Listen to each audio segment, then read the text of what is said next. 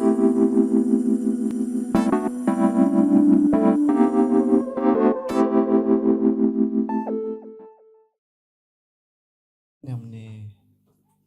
tompo-pasoavana izay omeny manokana fa komizara ny tenin'Andriamanitra indray androany. Izaho manokana dia fantsona fotsiny a, fa izaho koa dia ho leman'ny tenin'Andriamanitra androany ary handray avy amin'ny tompo androany. Hoy izay hoe raha ny teny atao hoe mandondony Jesosy dia izay manokatra ny varavarana rehetra androany dia hiditra ao tokoa izy. Ary tsy misy zavatra tsara mihoatra noho izany raha latsranabavy. Tsy misy fahafampo tsara indrindra mihoatra noho ny fanatrehan'Andriamanitra ao anaty. Be dia be ny zavatra efa niainana, be dia be ny zavatra efa azo, be dia be ny zavatra efa mety votsitra teo amin'ny fiainana. Tsy haiko ny ianao manahoana fa ny fisian'i Jesosy ampy ho antsika. Amen. Ary indrindra izy rehefa miresaka, rehefa miteny Jesosy hoe hiaraka hisakafo, dia izy koa amin'io sady cuisinier, izy no mikarakara, izy no hamahana antsika. Amen. Dia raha ianao azo tomana androany manokana ny amin'ny sakafo izay noman'ny tompo ho antsika. Izaho tsy manana ininona ho anao fa ny tompo nanomana ny tsara indrindra ho anao. Maka ny bokin'ny Jaona tsika. Bokin'ny Jaona 7.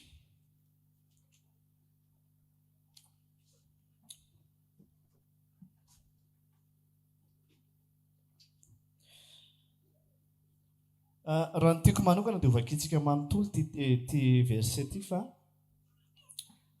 somary lavalava izy io dia aloha tsy vakintsika hatramin'ny farany. Zaho tena mampirisika anao hoe vakio ny tenin'Andriamanitra. Mety mahafinaritra ny olona amin'izao vanim-potoana izao, mahafinaritra ny olona mitady zavatra mampiomehy anaty Facebook. Fa izaho manokana isaky mamaky an'ity teny ity dia tsy haiko fa latsaky ny fimezana tampoka izay ny ampovoan'ity tantara ity. Satria mahafinaritra sady mampiomehy izy ity nefa mifono zavatra lehibe sady sarom-patarina ho an'ny tsy ao amin'ny Kristy. Fa rehefa misokafan'ny tompo ny masom-panasy ny saintsika dia zavatra lehibe izay asehoan'ny tompo. Nao vakintsika atao amin'ny bokin'ny Jaona manomboka amin'ny 9 dia hijanontsika rehefa ololoha kely fa tsy hatramin'ny farany hamakintsika azy. Ny nampahiratan'i Jesosy andra-lehilahy teraka jamba. Ary raha nandalo Jesosy dia nahita lehilahy jamba atry ny fony vao teraka. Ary ny mpianany nanontany azy hoe, Rabio, iza moa no nanota? Io lehilahy io va sa ny ray aman-dreniny no dia teraka jamba izy? Jesosy namaly hoe, tsy io lehilahy io no nanota, na ny ray aman-dreniny, fa ny anehoana ny asan'Andriamanitra eo aminy. Isika tsy maintsy manao ny asan'ilay izay naniraka ay raha mbola atoandro, avy ny alina ka tsy mahazo miasa ny olona. Raha amin'izao tontolo izao dia fahazavan'izao tontolo izao ao. Tsisy ao fa point.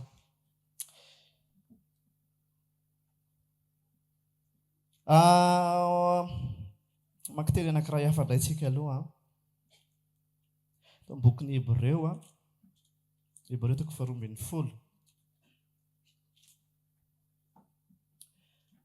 Hebreo 12 dia ny 9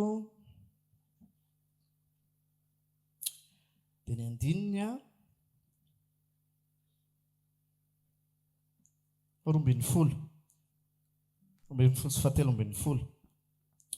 Koa tanjao ny tanana miraviravy sy ny lohalika malemy ary manaova lala mahitsy alehan'ny tongotrareo mba tsy hampipitsoka ny tongotry ny mandinga fa mba hasitrana azy koa.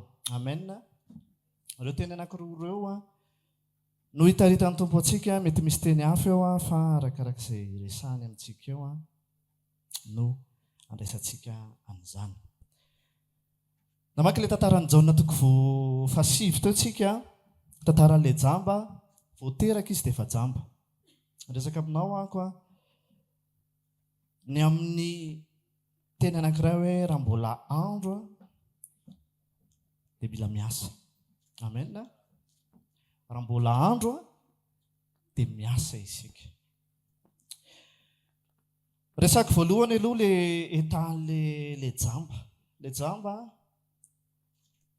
araka le voasoratra teo dia hatrambola kely izy. Voateraka mihitsy izy a. Dia efa jamba. Dia lasa moa sain'ny mpianatra. Zaho tena miteny anao mafisiko le teny teo vakio hatramin'ny farany tantara io fa sady mahafinaritra mamaky azy a no ampahirezan'ny tompo antsika le tantara. Dia rehefa jamba hatrambola kely io lehilahy io a dia nanontany ny fanontany mpianatra ahoana nifandehan'ity lehilahy ty. Izy zany zao jamba. Nisy zavatra tsy nety quelque part mahatonga an'izany a. Mety izy ve zany nanota dia taiza ho aiza izy nanota. No tonga dia jamba ty lehilahy ty voateraka. Na mety ny ray aman-dreny angambany izy mbola tsy teo hoe ny ray aman-dreny angambany mety nanao fahotana dia vokany a jamba le zaza. Fampanontany ary nanontany an'i Jesosy ny mpianana. Ahoana Jesosy momba an'io ianao zao tena mahafantatra an'io hoe ahoana ny fandehan'io mba hazavahoana kely mombamomba ny tena mampahajamba n'ity lehilahy ty. Toy izy Jesosy hoe tsy le lehilahy no nanota dia tsy ray aman-dreny koa. Ahoana izy Jesosy? Ahoana? Ny voninahiny ve no resahany tao? Ny asan'Andriamanitra mba hanehoana ny asan'Andriamanitra eo aminy. Amen. Misy asan'Andriamanitra tiany iseho eo amin'ity lehilahy ty. Ary izy nanao an'ilay asa.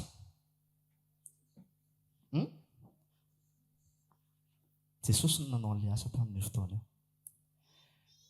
Dia hozy izy Jesosy rehefa avy eo hoe isika hozy izy tsy maintsy manao ny asany izay naniraka ahy raha mbola atoandro fa avy ny alina ka tsy mahazo miasa ny olona. Resaka an'ilay aretina hozy izy voalohany indrindra. Marary jamba ilay olona.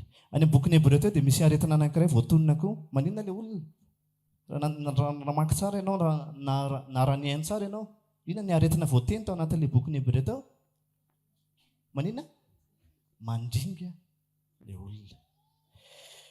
Raha lasa ranabavy ny ankamaroan'ny olona ary tsy ny ankamaroany fa ny olona rehetrarehetra dia marary hatramin'izy fony tany an-kibon'ny reniny.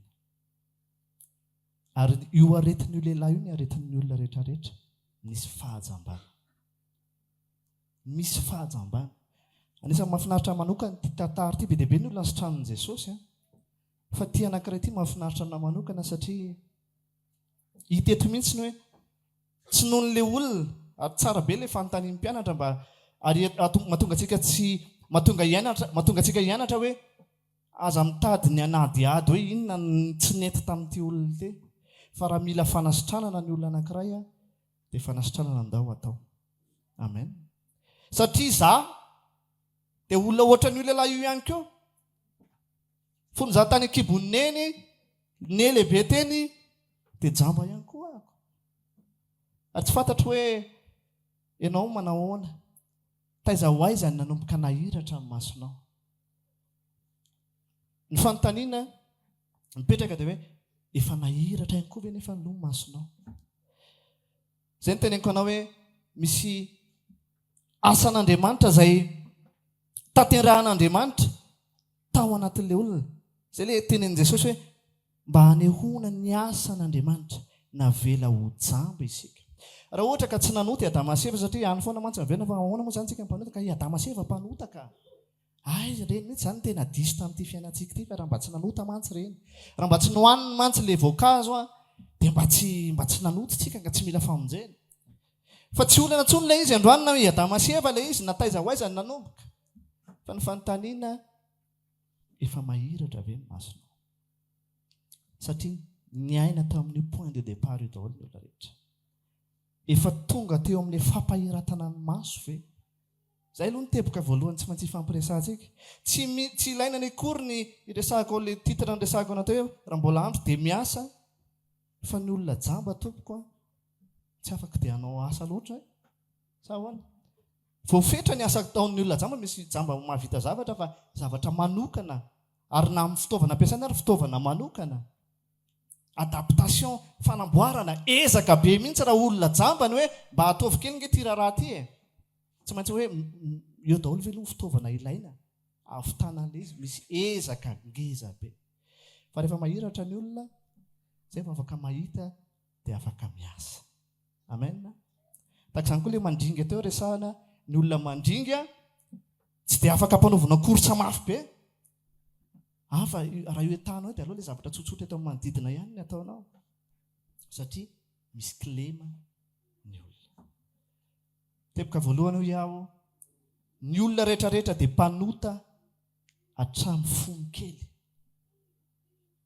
hatramin'ny fony kely hatramin'ny mbola kely voavany akibondreniny dia miaina ary manana n'ilay aretin'ny fahotana ny olombelona rehetrarehetra be dia be ny olona tsy manaiky an'izany ary izany problema ato amin'ity bokon'izao ity ny fariseo rehefa miresaka dia izay koa ve za mbanjamba ozy izy rehefa ny ariana any satria tsy mireconnaître izy ary sarotra ho an'ny olona ozy izy jesosy zay hoe sarotra tsy ho an'ny finaritra ozy izy ny mila mpanao fanafody fa ny marary ny olona anankiray zany raha vao tsy tonga miteboka anankiray manaiky fa za dia jamba dia tsy afaka ny ao ampahiratina amin'ny masony taka le resahako taminao teo raha tsy manaiky ianao ny hoe anokatra varavarana fa mila an' jesosy fa ozy izy ianao hoe zany ve tsy efa mandeha ho azy za nge efa mpivavaka za nge efa be dia be ny zavatra ataoko eto anivon'ny fiangonana fa efa nanokatra ny varavarana ve ianao dia niditra jesosy te zay ny fanasitranana zay ny nataon'i jesosy teto nanaiky le jamba moa tsisy hoe manaiky hoe jamba ve ianao izy rehefa tsy mahita fa ny olona zay mihitsy ny olona ny fariseo tsy nanaiky an'le izy satria tona hita izy tona fantatra zavatra be dia be ary olana blocage androany ny tompo raha mamangy anao amin'izao teboka voalohany fampiresantsika izao dia ny tompo te hampahiratra ny masonao tompo te hampahitanao ny asan'Andriamanitra ary zany ny asan'Andriamanitra manokatra ny masontsika mifalia ianao raha ohatra ka efa nisokatra tokoa ny masonao dia efa mahita ianao zavatra lehibe zany zavatra tsara zany ny zavatra irosoko manaraka dia niteboka izay nataon'i Jesosy Kristy manokana ty Jesosy Kristy itya ozy aho hoe mahafinaritra anaty tantara ity satria maninona eto amin'ity jaona toko fahasivy ity izy rehefa nahita an'le narary dia tsy niteny izy tsy niteny hoe jamba ve ianao kamino ary ve ianao mahirata tsy izay ny nataony tsy izay ny nataony fa inona nataony efa mivakitsika teo ve zay sa tsy mivakitsika inona nataon'i Jesosy ay le ao aoriana zany rehefa nilazany zany izy eo amin'ny andininy fahenina dia nandrora tamin'ny tany ka nanao feta tamin'ny rora dia nahosiny ny mason'ilay jamba hafahafa kely sady matikidiky kely ozy aho hoe tsy nametra tanana avilavitra izy na hoe niteny fotsiny zay mantsy le fanirinin'ny olona rehetra hoe mitenena teny ray fotsiny tompo tenena ray fotsiny Jesosy dia tonga dia ho sitrana amin'ny mpanomponao fa ny nataony teto dia nisy action nataony naninony Jesosy nanao action izy nisy asa nataony ary namafisin'ilay izy zay mihitsy aloha le niteneny raha mandinika ianao ohatrany hoe tsy dia misy idiran'le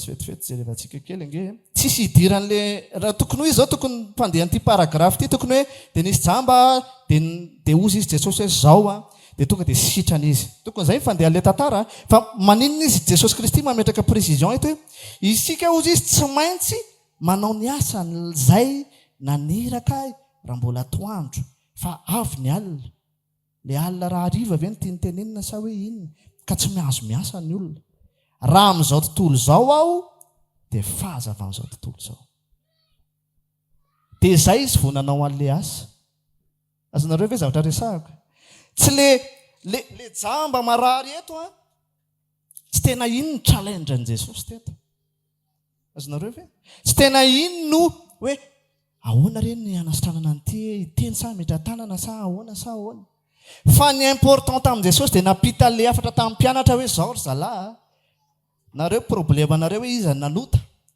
ahoana ty marary ty ahoana fomba nasitranana azy fa za te hitenena amareo fa misy asan'Andriamanitra fa zao zany manao azy. Azonareo ve ilay izy? Asan'Andriamanitra fa misy action miainga avaniko ilay izy. Indray tsika rehefa mahita olona marary tsika aloha dia mahita hoe feno aretina mitranga ity amin'izao tontolo izao. Io resaka aretina io hiainan'ny olona le marary zavatra amafisiko kely aminao ny marary ny aretina mahazo ny olona dia zao hatran'ny fomba mbola kely dia marary ny olona rehetrarehetra fa ny zavatra mitranga sy indrindrindrindra rehefa aretim-panahy le vokatry ny fahotana sy ny zavatra momba ny saina dia zao ny olona rehefa aty amin'ny lehibehibe aty tamin'ny vanim-potoana teo alohaloha teo dia aty amin'ny vanim-potoana lehibe aty vao tena matsapa no hoe mpanotahako ohatrany hoe aty amin'ny taoko hoe manomboka partir ny 18 ans makany dia manomboka matsapa an'izany ny olona matsapa mety possible ny atsapan'ny olona an'izany zavatra any tamin'ny andronay dia mety hoe tany amin'ny 29 taona tamin'ny 15 taona tany ho any raha mitovy génération aminay nareo fa amin'izao vanim-potoana izao zavatra mahavariana raha lasa ranavavy amin'izao vanim-potoana izao mekely dia efa matsapa fa misy an'io aretina io ny olona tsy fatamin'ny mazava ilay izy satria ao anatin'ilay fanjabana fa misy an'izay fahatsapana aretina izany inona ny anamarinako anao izany amin'izao fotoana izao dia mekely ny olona dia efa te hamontena. Azonareo ve zany? Mekely ny âge ny taona iainan'ny olona mbola zaza kokoa ny olona amin'izao vanim-potoana izao dia efa matsapa hoe misy déception. Inona dikany déception teny gasy moa? Fahatsopana tenana iainana dia reny zavatra rehetrarehetra reny dia marika an'ilay aretina efa miatra dia iainana sahady diany mbola kely. Azonareo ve zany? Zao zany tsy hoe olona efa lehibe efa 45 any dia vao tena hoe diso fanantenana fa zao mekely izy mantonga ny ankizy mitady zavatra isan-karazany amenona le banga satria le fahabangana le fahotana miteraka fahabangana ao anaty ary mitady solution isan-karazany ary rehefa tsy tafafanena amin'i Jesosy ny olona rehetra rehefa miteny hoe ny olona rehetra dia anatin'izay ny ankizy me lehibe hatramin'ny lehibe indrindra. Ty zavatra resahako aminao ty raha maheno ny feoko ianao amin'izao fotoana izao tsy mifidy taona ahako fa na zaza na tanora na efa lehibe ianao na manao ny taonanao dia ho anao ty teny ty ary izay fahatsapana izay aretina izay mihitsiny no mahatonga an'Andriamanitra miasa ary mampiasa ny olona teto Jesosy Kristy teto Jesosy Kristy dia ny teny hoe zao izy tsy maintsy manao ny asan'izay naniraka dia ozy izy hoe zany fahazavana tsy hoe fahazavana ho an'le lehilahy jamba fotsiny hoe manomboka androany dia ahita masoandro ty lehilahy jambo ty fa nyresaka n'izao tontolo izao mihitsy Jesosy tompo ary efa avy nyresaka n'izao tontolo izao Jesosy ozy izy dia laka tany izy dia nandrora tamin'ny tany toy izy mantso anao teo hoe madikidiky inge zany zavatra zany misy zavatra fafitana tamin'izay tany namaky nyity tantara ity hatramin'izay doatra ny nampanontany tenana fa inona ary ny antony hoe mandrora amin'ny tany inona ny révélation ambadika izany hoe tena le tany ve hoe inona re le tany tena Mosesa aiza ary zany zavatra fa androany ako nyresahan'ny tompo tato ato nyresahan'ny tompo momba an'izy ity dia manambara ny zavatra mety arak'izay hoe mahadikidiky ny olona izay mety hoe tsy ho tian'ny olona fa Andriamanitra dia miasa ao anatin'ny action izay asainy ataonao. Amen.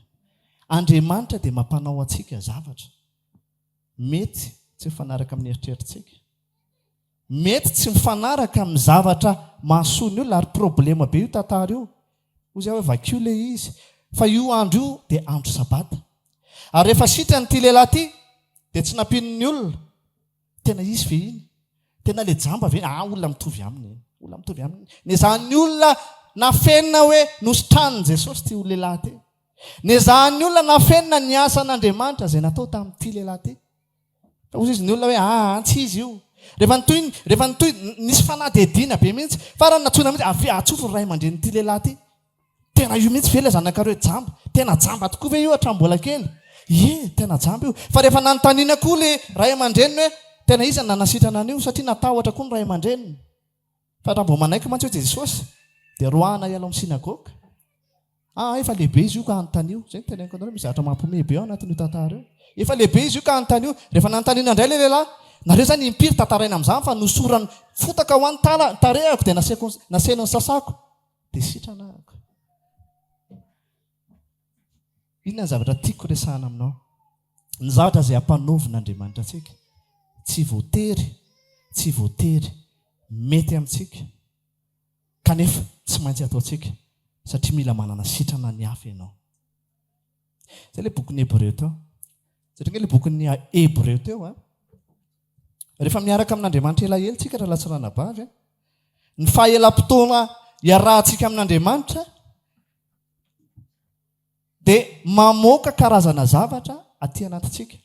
Misy taona mety ho reraka tsika. Misy taona mety miravoravo tanantsika. Possible mihitsy zany. Zany ny ilana ny fiangonana, zany ny ilana ny rahalasy-anabavy, ifampizarana, ifampahirezana. Fa ny tenin'Andriamanitra amin'ny bokin'ny Hébreu izay vakintsika teo dia ozy izy hoe atanjao ozy izy ny tanana miraviravy. Dika le hoe atanjao dia ahitsio. Ny lohalika malemy kotoraka izany atanjao. Fa maninona? Rehefa manatanjaka, rehefa mijoro tsara ianao, rehefa manao izay tokony ho atao ianao, dia misy fanasitranana ho an'ny hafa ao ambadik'izay. Misy fanasitranana ho an'ny hafa ao ambadik'izay. Manaova ozy izy lalana mahitsy andehananareo. Manaova lalana mahitsy andehananareo. Izao tenin'Andriamanitra, misy olona maro mijery antsika amin'ny Hébreu toko 12 eo, amin'ny andininy voalohany eo. Misy olona maro ozy izy mijery antsika. Tahaka ny rahona ozy izy. Vavolombelona maro mijery ny ataontsika raha latsarana-bavy. Miandry ny action avy amintsika. Eto zany manomboka miteny aminao ako tao anatin'ny tamin'izany nanao filazana sy fanantanana ho an'ny rahalasy adabavy tany Tomasina dia hoe tsy vitan'ny vavaka, tsy vitan'ny fampahirezana, fa misy action. Vanim-potoana iainantsika rahalasy-ranabavy tsy vanim-potoana ny vavaka fotsiny. Tsy vanim-potoana ny fanovozana tenin'Andriamanitra be dia be. Isao kely nge firy toriteny efa henao io. Mba manontany teny ianao. Firy zany izay ny toriteny efa henoko. Dia tokony aiza ho aiza ako Jesosy. Mba miresana mihitsy tokony eto amin'izao position izao be za. Amin'izao vanim-potoana izao. Tsy toerana hoe tokony aiza mivavaka sa hoe ahoana. Fa le tahanao mihitsy ny amin'ny asan'Andriamanitra. Ka mahasitrana olona manao ahoana ianao. Sitrana ny ataonao ve ny ao amin'ny ankohonanao ohatra. Sitrana ny ataonao ve ny mpiara-miasa aminao. Ny action resahako. Satria amin'ny ankabeazam-potoana mantsy isika zanak'Andriamanitra, isika kristianina, ataoko hoe isika kristiana entre guillemets, dia mahavariana amin'izao vanim-potoana izao maro ny olona fary mitsikera fotsiny. Taka natao mpianatra hoe iza ny nanota. Raha ny fahotana nataonareo nge normal raha ohatra izao nareo e. Raha ny zavatra tsy nentina nataonareo sy ny zavatra mitranga rehetrarehetra tahaka izao sy tahaka izao dia taka natao mpianatra. Dia malalaka be ny fanomezantsiny sy fifanomezantsiny. Na dia ety anivon'ny fiangonana ary, na dia ety anivon'ny fiangonana ary. Tafalatsaka. Maro ny olona tafalatsaka ratin'ny fanomezantsiny fa tsy manasitrana. Raha mahita olona marary ianao, misarika anao ako fotoana fiasana izao. Arak'ilay zavatra teneniko teo hoe raha mandinika ianao dia ohatran'ny hafahafa be ilay izy. Fa ndao sika mba holinany amin'ny sitrapon'Andriamanitra. Inona ny tokony ataoko? Manoloana ny ty aretiny teo. Ny fototry ny aretina rehetra dia efa resahantsika teo fa fahotana. Ary hatrany an-kibon-dreniny dia marary ny olona rehetra. Aza gaga ianao ny amin'ny zavatra miseho sy ny faharatsiany fa vokatry ilay aretina hatrany an-kibon-dreniny daholo ireny. midonadona etsy tsy mahita fa ao anatin'ny fanjabana ny olona rehetra. Fa raha mahiratra ianao, raha efa isan'ny mahiratra ianao, takizay nataon'i Jesosy Kristy. Nisy action, nisy naneraka izy. Ny andro vanim-potoana izay nomena an' Jesosy. Telo taona ny tena fotoana niasan'i Jesosy Kristy, fa Jesosy Kristy tompoko tsy nanao kitoto ny telo taona izay nomena azy. Tsy haiko hoe raha proposena antsika hoe omena firy taona ianao, raha omena firy taona ianao sisa. Manao ahoana ny atrehantsika sy anasitrana antsika. Zay nge ny antom-pisiantsika, manontany teny tsika ndray inona Jesosy ny antom-pisiko? Hira sa hitendry sa anao akaya sa tsy antom-pisina zany. Tsy antom-pisina ny fanompona isan-karazany. Fa le mission anao manao ny asa izay nanirahan'ny Tompo, mampahiratra ny jamba. Amen. Misy jamba be dehibe manodidina antsika raha lasirana-bavy. Fa misy action, misy asa-pitiavana izay takian'Andriamanitra. Dia taorianan'izay dia ny asa'Andriamanitra. Nasena nandeha rehefa avy nanao ny action an' Jesosy Kristy, dia ndany ianao izy Jesosy mankany amin'ny ranon'ny Siloamo, dia sasana tany, dia nisasa tany izy. Misy action nataon'ilay olona nitondra ny filazantsara aloha voalohany rehetra. Misy action tsy maintsy ataontsika raha lasirana-bavy. Zay ny teboka voalohany, action. Efa ndresaka momba ilay aretina teo. Fa zay ilay zavatra ifampiresantsika. Misy vanim-potoana amin'izao vanim-potoana izao, misy vanim-potoana ahafahantsika sy tokony tsy maintsy hiasantsika. Raha tsy misezira an'izay ianao, dia miaina tahaka ny olona rehetrarehetra ihany ianao, ary asogajiana ohatra ilay olona jamba ihany, tsy navita inona ihany ianao. Tsy navita inona na inona ihany. Fa za te hiteny ianao hoe ndao angataka amin'ny Tompo, amantatra. Tsisy kisendrasendra ny olona izay mifanerasera amintsika. Tsy misy kisendrasendra ny olona. Indrindra fa raha navelan'ny Tompo anao, atsapa manokana hoe mila famonjena ity olona ity. Za tena miresa lahatra mihitsy aminareo ireo, misy olona fantatra ireo hoe mila famonjena ity olona ity. Dia indraindray tsika ohatrany hoe vavaka ao anazy fotsiny anka. Vavaka ao anazy fotsiny angaza. Fa misy fotoana mila miditra an-tsehatra kokoa ianao. Mila miditra an-tsehatra kokoa ianao. Mandray tany ianao dia mandrora amin'ilay tany. Tsy izay koa nataonao ilay olona, fa fantarinao ilay izy na sitrapon'Andriamanitra. Mety misy zavatra marary azy. Ny ankamaroan'ny olona manana aretina nge na ny mikitika azy ary tsy tian'ny olona indraindray. Rehefa tsy mahatsapa an'izany. Tena etaketana. Misaka sana fa sao dia mamindra moa zany fahatsapana. Fa indraindray izay mihitsy ilay ataon'i Jesosy Kristy. Nidina ambany Jesosy. Tsy hoe za efa sitrany za Jesosy. Zaho hoeny amin'ny azo fijaliana tena tanjoko fa ndanaragana ny fariseo anareo. Fa nanao action Jesosy Kristy. Ary action mampidina ambany le izy. Action mampidina ambany le nataon'i Jesosy. Mety tsy mifanaraka amin'ny zavatra ao amin'ny fiainan'i Jesosy manokana, ny amin'ny maha-Andriamanitra izay tsara sy mpanao ny tsara anazy, fa tsy maintsy nanery teny Jesosy Kristy mba hasitrana an'ilay olona. Zay fo zay raha lasirana-bavy. Zay fo zay ny tadiavin'Andriamanitra amin'izao vanim-potoana izao. Vanim-potoana izao mampiakatra be ny fanehoan-kevitra. Ary izany mihitsy ny ohatrany hoe miseho amin'izao tontolo izao. Samy mifanometsiny ny olona rehetrarehetra. Fa firy ny olona tena mifanasitra. Firy ny kristianina mijoro mba hanasitrana ny hafa. Fa na ny fanasitrana na raha mivily ny lalan'ny fanasitrana. Misy hoe ny tany no mila sitranana. Dia mahavariana ilay izy. Ao no miady hoe aza ataonareo an'izany io, ataovy izao ty tany. Fa misy io aretina fanjavana. Indraindray mahavariana misy kristianina zany dia mbola jamba ao anatin'izay zavatra ihany koa. Raha lasirana-bavy, maresaka amintsika ny Tompo androany. Misy fahitsiana mila apetraka manomboka amin'izao fotoana izao. Mifampitaizitsika ao amin'izany ary raha hiditra lalindalina dia resaka kokoa aminao indray ihany koa hoe ny atao nivo ny fiangonana ihany koa dia tahaka izany. Tsy ny fanomponana ny titira isan-karazany no mamaritra hoe manao ny asan'Andriamanitra isika. Tsy hoe misy olona manana an'izao dia ianona sady manao an'izao manao an'izao dia hoe tena manao ny asan'Andriamanitra izy. Tsy izay le izy. Fa io tenenin Jesosy io hoe raha ho amin'izao tontolo izao ozy izy dia za dia fahazavana. Naiza ijoroantsika dia mitondra fahazavantsika. Eto anivon'ny fiangonana misy asa maro ary misy fiarahamonina izay kokoa ny tiako resahana anao. Misy fiarahamonina izay iarahantsika miaina. Aoka ianao ho fahazavana. Aoka ianao ho fahazavana eto anivon'ny fiangonana. Aoka ianao ho fahazavana tsy any ivelany ihany. Indray mifantokontsika amin'ny mety hoe zavatra ara-panahy. Be dia be ny mety hoe zavatra ataontsika mety hoe manao ny zavatra rehetra ho amin'ny tanjona ara-panahy isika. Fa androany indray misy tanana miraviravy eto anivon'ny fiangonana.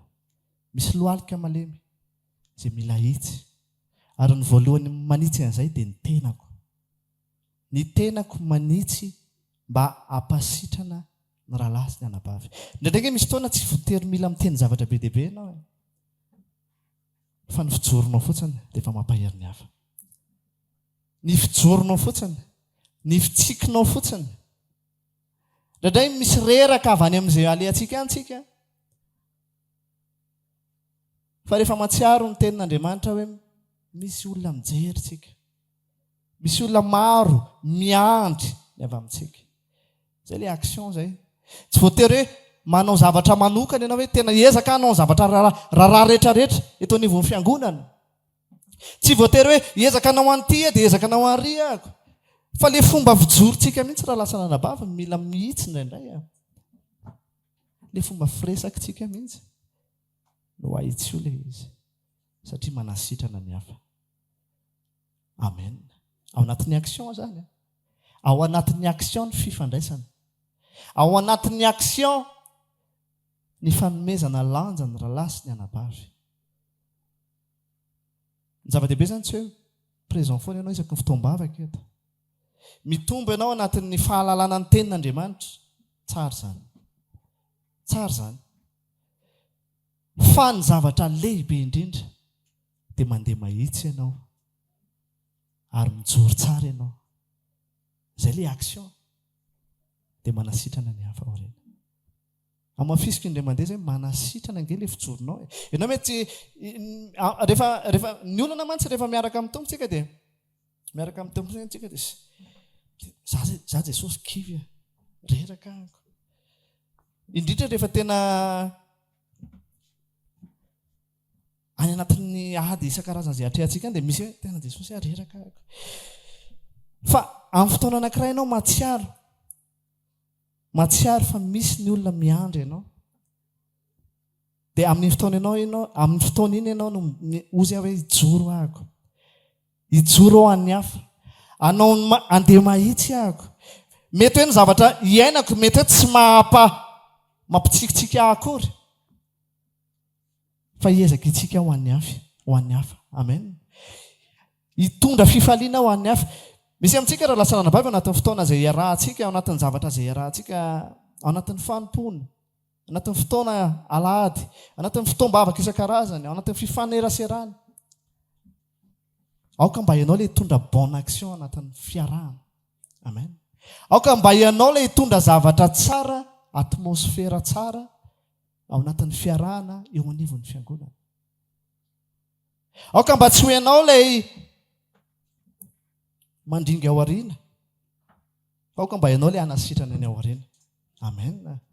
Misy position zany mila raisinao manomboka izao. Misy position tsy maintsy raisinao mba hahafahanao manasitrana. Mba hahafahanao manao ny asan'Andriamanitra. Indraindray tsika mionona tsara manao intercession ary tena mampirisika anao ny amin'ny fitokanam-bavaka ary mivavaka ho an'ny hafa. Fa za tena mbola te-hiteny ianao mihoatra no ny vavaka izay ataontsika dia mila manao asa ho an'ny hafa ianao. Mila mamantatra ianao. Mila mamantatra ianao. Indraindray ny olana zany indraindray dia mitady zavatra sarotra be tsika. tady zavatra lavitra be tsika hoe inona Jesosy inona le antom-pisiana manokana, inona le zavatra manokana izay ilanao anahako. Fa za te tenanao natsoan'Andriamanitra tsika hozy izy Jesosy zay hoe mbola nao asa lehibe mihoatra ara azy noho ny nataoko. Ianao ve mino an'izany hanao asa lehibe mihoatra noho ny nataon'i Jesosy? Mino an'izany ve ianao tenena amenina mafy raha marina izany e? Raha mino an'izany ianao dia exemple ny nataon'i Jesosy Kristy. Exemple io nataony io. Dia mila manao isika araka izany. Mamantatra ny nataon'i Jesosy. Izay no mahatonga antsika mila mamaky ny tenin'Andriamanitra, mahafantatra ny zavatra rehetrarehetra.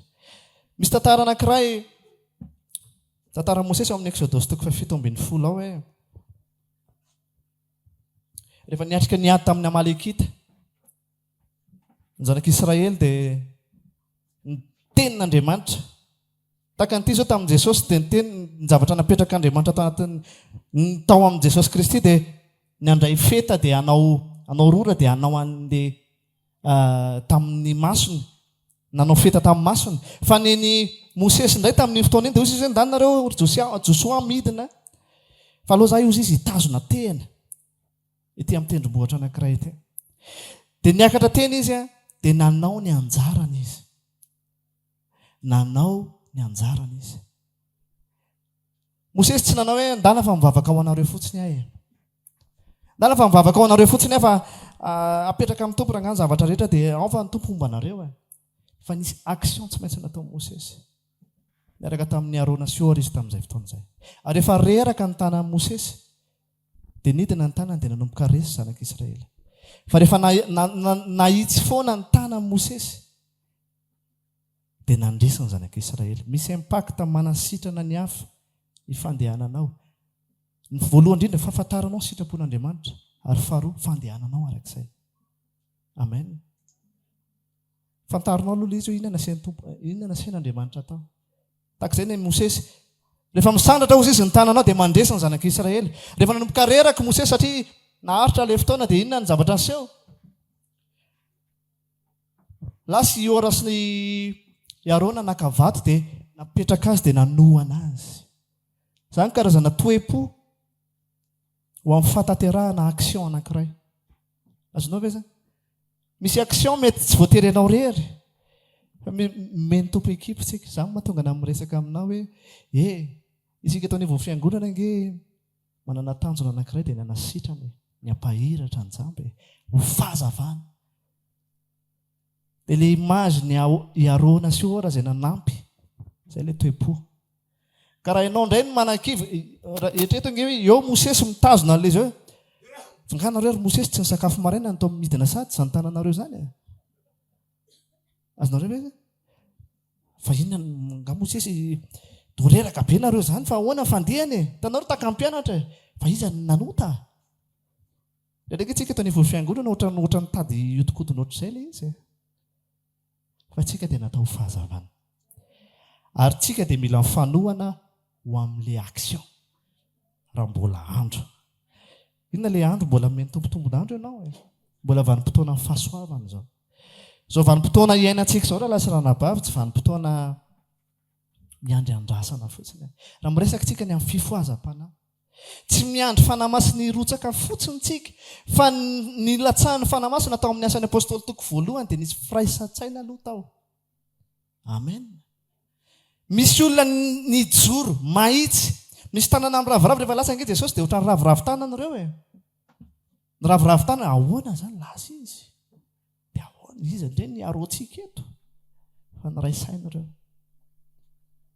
Dia nirotsaka amin'ny fanahy. Dia nanomboka ny asa ry zareo. Dia nanomboka ny asa ry zareo. Za raha lasa ranabavy te hiresaka aminao.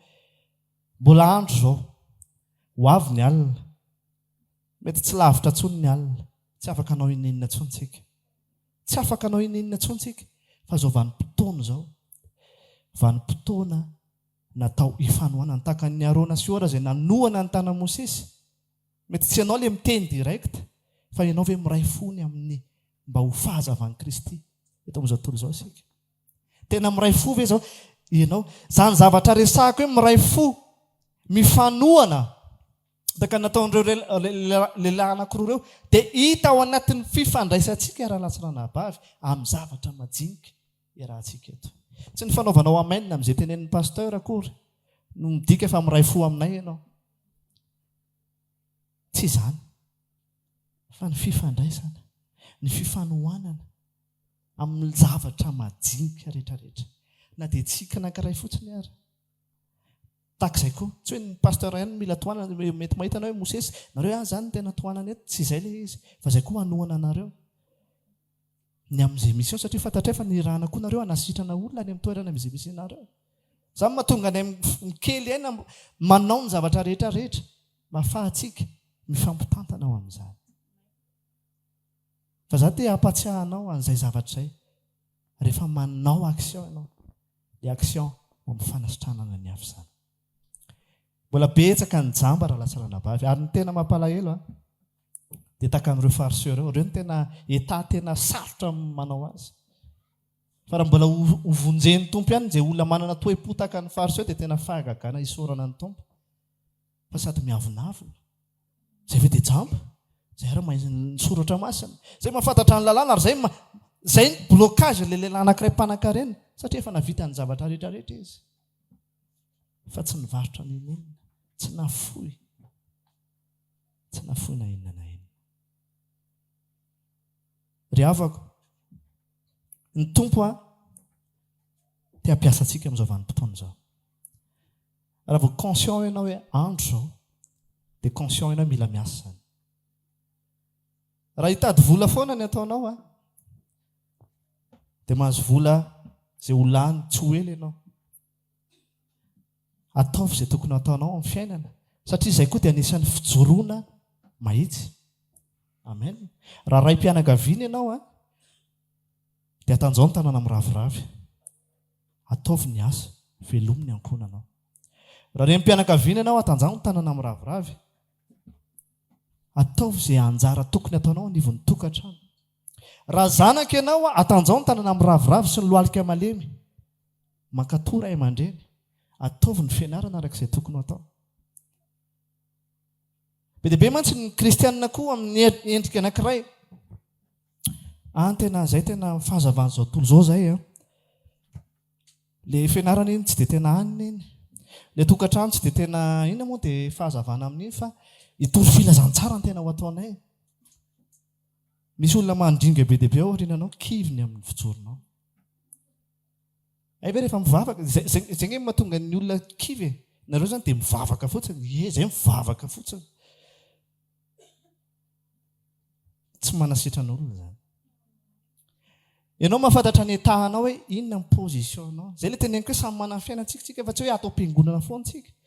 Raha izay mibaiko ny tompo dia tatontsika dia mifampiaro tatontsika dia raha misy metakitsika dia asiantsika avato fotsiny.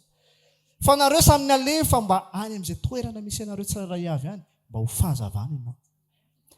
Miray amin'ny Kristy mampaheratra ny jamba ary manao izay anjara tokony ho ataony ny amin'ny fiainana.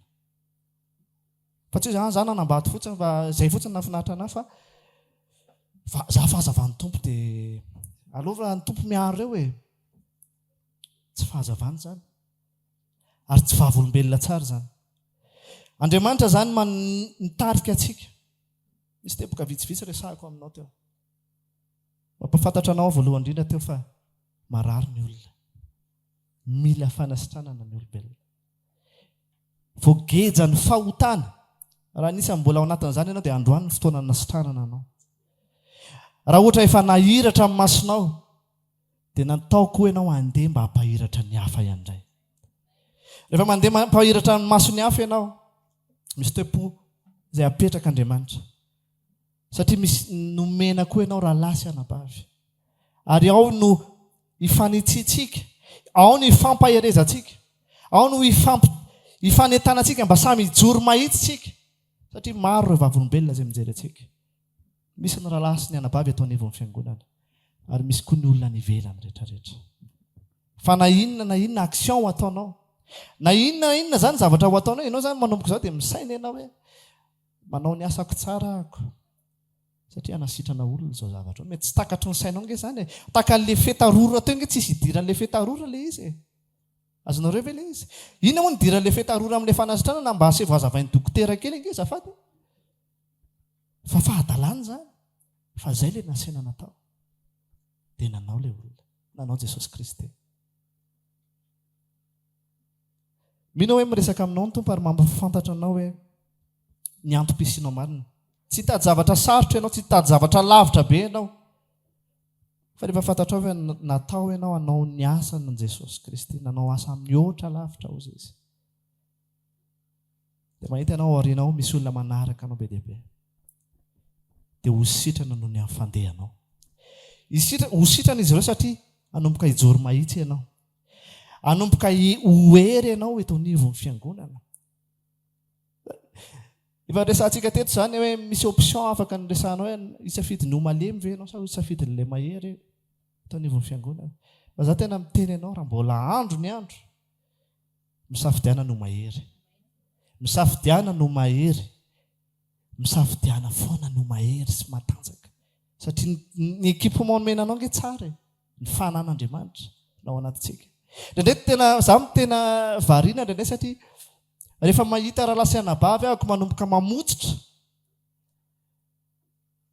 dia Jesosy hoe ahoana izany ary ny zavatra apetraka ny tompo atao anatiko manokana dia manomboka mila miteny ianao manatsoa mila miteny ianao pasteur manatsoa satria izay le fetarora izay ho apetraka amen mila miteny isika mila manao izay asa mpanaoviny tompo atsika isika fa mila sitranina ary mila mahiratra ary mila mielipatrana ny fahazavany Jesosy Kristy amin'ny alalantsika datsika hitsangana amin'izao fotoana izao a